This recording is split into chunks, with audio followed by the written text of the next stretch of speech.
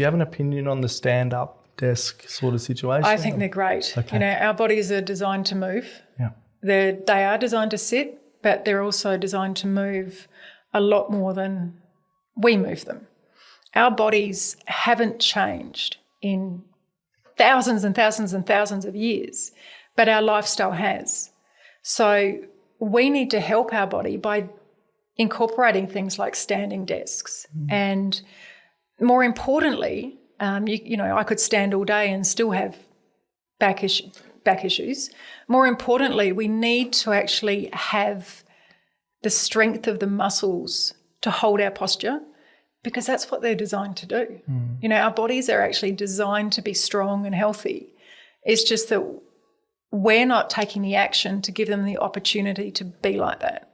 Our bodies want to do the best for us.